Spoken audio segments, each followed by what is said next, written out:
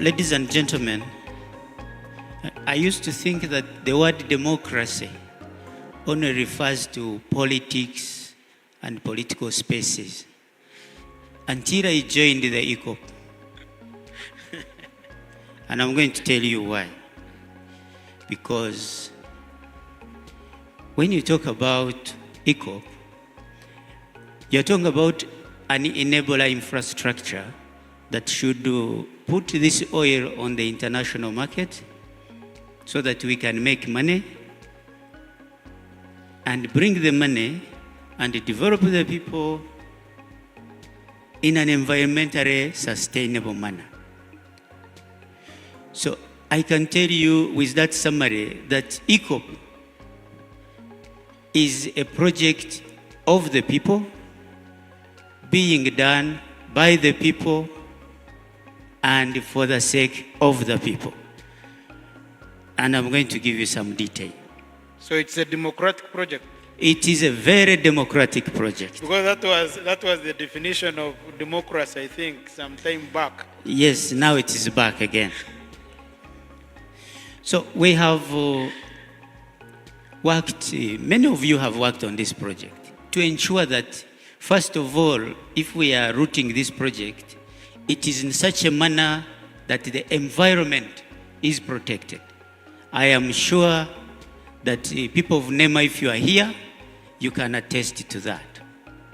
That the environment and social impact assessments ensured that the ECOP is a project that complies with the not only local but also international requirements. I can tell you this project has been evaluated by the media, by yourselves, by international financiers. The level of scrutiny that ECOP has gone through, there is no project in this country that has received this level of scrutiny. And it continues to win because it is a democratic project. Now, we have brought in experts to ensure that we achieve a standard of zero harm. Zero harm is now a standard policy that we are implementing to protect people and the environment and the social engagements and the communities as we work. So we have engagements at individual, at community levels to ensure that we are doing the right thing. We have implemented the 3 HSE culture. Everybody has to answer to this question of, are you doing the right HS3SE thing? So nobody just does things. You have to tick that box first. The design of this pipeline has ensured that we bring technology from the various corners of the world. We have experts from UK, from France, from India, from name it. We have experts from everywhere. We have engineering companies working with us to ensure that if you say the word leakage, we want a reliability factor that says there is virtually no possibility of this system to leak. But if it ever happened, then we build in additional requirements. We have divided this pipeline into various sections using block valves. If it ever happened in any section, we are able to isolate that section. When we are in Tilenga or even in Tanga, we can isolate any section with any issue in real time. We are not going to fly in people to do that. We can do it at the touch of a button. Those who understand SCADA technology, we have deployed it.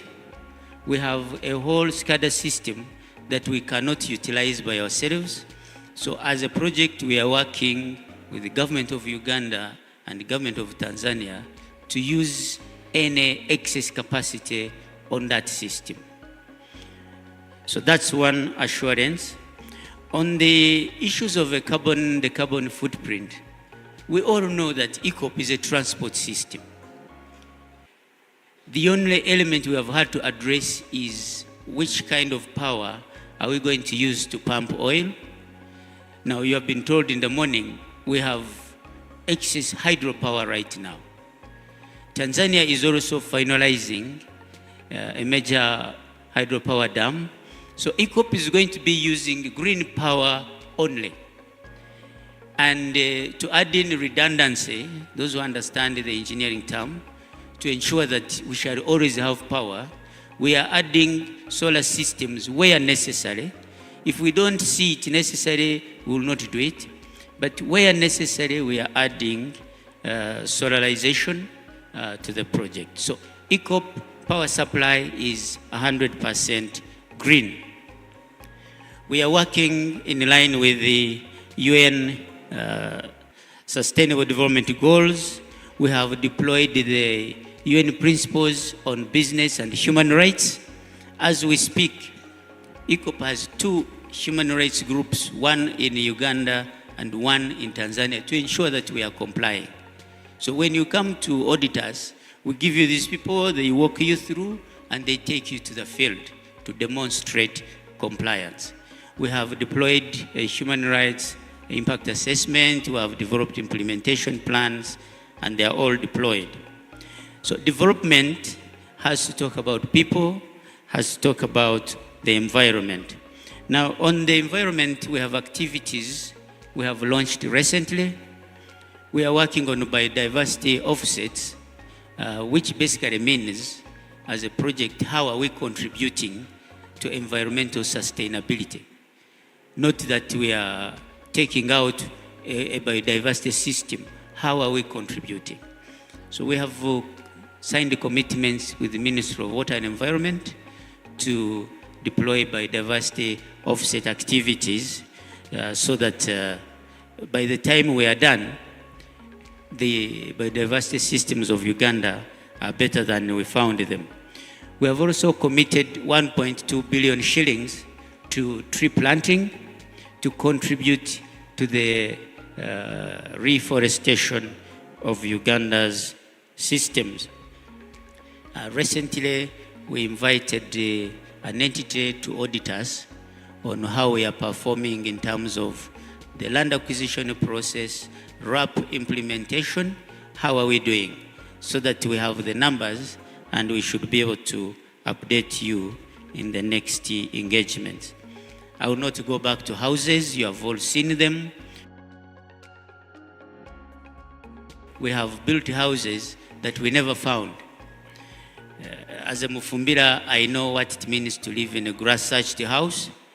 I also know what it means to live in a nice house.